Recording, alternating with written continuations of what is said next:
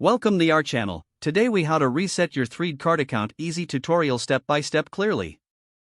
To reset your 3dcart account, start by opening your web browser. Navigate to the 3dcart login page.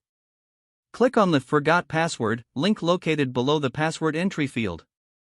Enter the email address associated with your 3dcart account in the provided field. Click on the Submit button to request a password reset. Check your email inbox for a message from 3dcart. If you don't see the email, check your spam or junk folder. Open the email and locate the password reset link. Click on the link, which will direct you to a password reset page.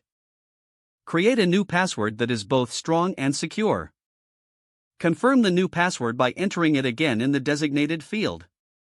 Once you have filled out both fields, click the Reset Password button.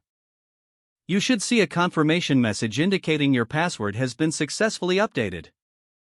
Now, return to the 3dcart login page.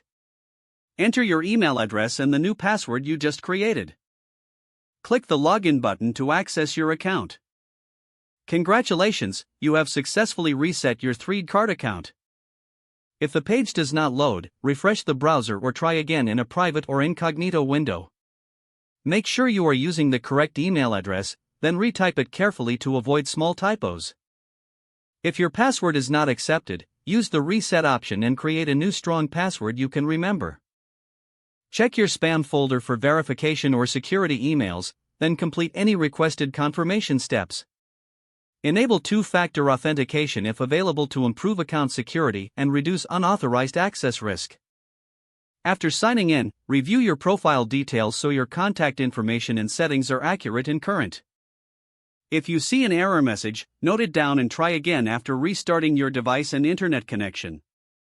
Log out when you finish, especially on shared devices, to keep your account and payment information secure.